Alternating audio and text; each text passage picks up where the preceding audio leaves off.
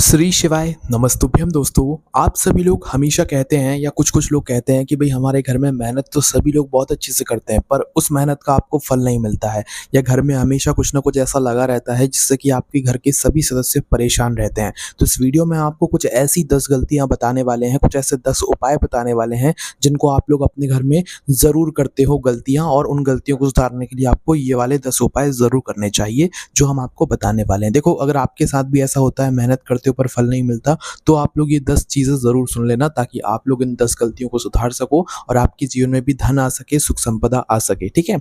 अब देखो, सबसे पहली चीज़, आप लोगों ने कपूर का नाम तो सुना है और आप लोग कपूर जलाते भी होंगे। तो सबसे पहली चीज़ दोस्तों उपाय में यही है कि आप लोगों को अपने घर में कपूर ज़रूर जलाना चाहिए, क्योंकि दोस्तों कपूर जलाने से सिर्फ रोशनी ही नहीं, कपूर जलाने से हम भगवान से भी जुड़ जाते हैं। कपूर जलाने से हमारे घर में जितनी भी नकारात्मक चीज़ें रहती हैं, वो सारी दूर भग जाती हैं। हमारे घर में अगर मतलब क्रोध जैसा माहौल भी बना रहता है, लड़ाई झगड़ा भी होता है, और अगर आप लोग कपूर जलाते हो तो भाई इससे आपके घर का जो माहौल रहता है वो बिल्कुल शांत हो जाता है। तो इसलिए आप लोगों को अपने घर में कपूर अवश्य जलाना चाहिए। कब जलाना चाहिए?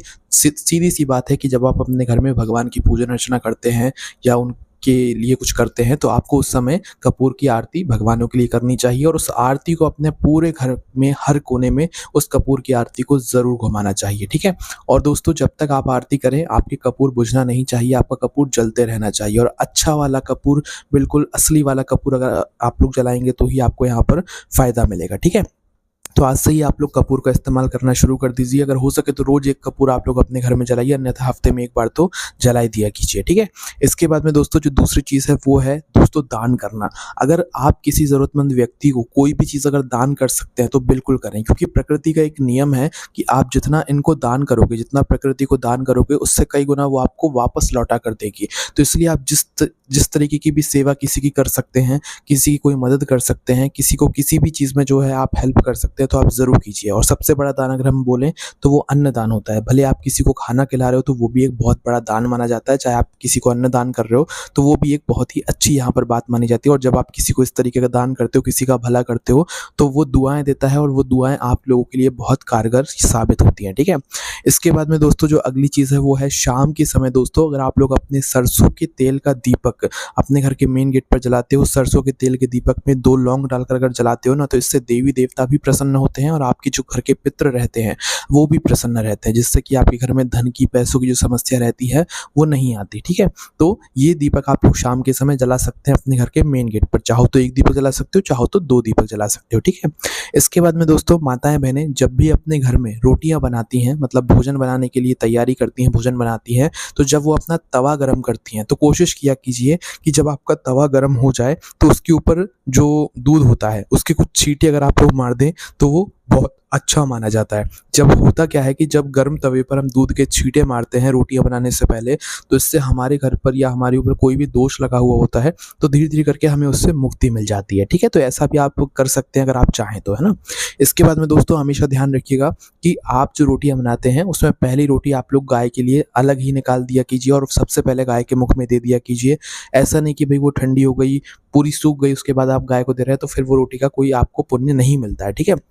तो पहली रोटी गाय के मुख में जाकर आपको देना चाहिए, मतलब ठंडी करके, उसमें कुछ मीठा रखकर भी आपको ज़रूर देना चाहिए, शक्कर या गुड़, है ना?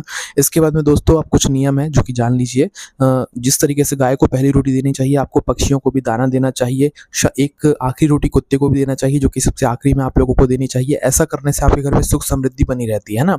इसके बाद में दोस्तों सूर्यास्त के समय कभी भी आप लोगों को झाड़ू नहीं लगाना चाहिए, और झाड़ू को हमेशा ऐसी जगह पर रखना चाहिए जहाँ पर किसी की भी नज़र ना पड़े। हॉल में, सोफे के नीचे, पलंग के नीचे, बेडरूम में, इन जगहों पर भी आपको झाड़ू नहीं रखना चाहिए। रसोई घर में भी झाड़ू नहीं रखना चाहिए। अच्छी और शुद्ध स्थान पर ही आपको झाड़ू रखना चाहिए, क्योंकि हमारे यहाँ पर झाड़ू के अंदर माता लक्ष्मी जी का वास माना जाता है, ठीक है? इसके बाद में दोस्तों ब्रह्म मुहूर्त, मतलब सुबह का जो समय रहता है, सुबह 4 बजे से लेकर 5 बजे के बीच का, उस ब्रह्म मुहूर्त में और शाम के समय में आपको झाड़ू झाड़ू नहीं लगाना चाहिए, ठीक है? जो कि हमने आपको अभी बता ही दिया है। इसके बाद में दोस्तों आपके घर में बाथरूम जो बने हुए हैं, वॉशरूम जो बने हुए हैं, आपको कभी भी उन्हें निरंतर गीला करके नहीं रखना चाहिए, वरना ये आपके लिए अच्छा बिल्कुल भी नहीं होता है। तो हमेशा अपने बाथरूम को सुखा कर रखा करो, गीला करके मत रखा करो बार-बार ना, बार-बार पानी मत डाला करो। इसके बाद में दोस्तों भोजन की थाली के बारे में बात कर लेते हैं। जो आपके घर में भोजन की थाली है, वो हमेशा ध्यान रखना कि कभी भी उसे एक हाथ से मत पकड़ना, भोजन की थाली को हमेशा दोनों हाथ से पकड़ना और भोजन की थाली को कभी भी ज़मीन पर मत रखना। कुछ आसन पर जिस तरीके से आप आसन पर बैठे हो, उसी तरीके से भोजन की थाली को भी आप लोग आसन पर ही विराजमान कीजिएगा और भोजन करने से पहले आप भगवान का नाम लेकर ही भोजन कीजिएगा कि भगवान आपका बहुत आशीर्वाद है कि ये भोजन हम कर पा रहे हैं। ऐसा मतलब भगवान से प्रार्थना करके ही आपको भोजन करना चाहिए, जिससे कि भगवान आपसे प्रसन्न रहते हैं, ठीक है? इसके बाद में दोस्तों जो आप भोजन करते हो, भोजन करते समय आपको बातचीत नहीं करना चाहिए ना, भगवान के नाम लेकर ही भोजन करना चाहिए। भोजन की थाली में कभी भी भोजन करने के बाद हाथ नहीं धोना चाहिए, इस बात का विशेष रूप से आप लोगों को ध्यान रखना है, हाथ नहीं धोना चाहिए। और भोजन को हमेशा पूर्व या उत्तर दिशा का मुख करके ही आप लोगों को बैठना चाहिए। आपका मुख पूर्व या उत्तर दिशा की तरफ हो और उसी के बाद आप लोगों को अपना भोजन शुरू करना चाहिए। भोजन आपको भी आसन पर बैठकर करना चाहिए और आपकी भोजन की थाली को भी आसन देकर ही भोजन आपको करना चाहिए, ठीक है?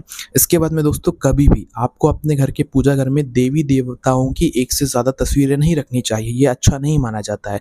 और कभी भी आपके घर में जितने भगवान हैं, उन भगवानों की तस्वीरों का जो मुख होता है, मुँह होता है, वो कभी भी आमने-सामने करके नहीं रखना चाहिए, ये भी अच्छा नहीं माना जाता है ना?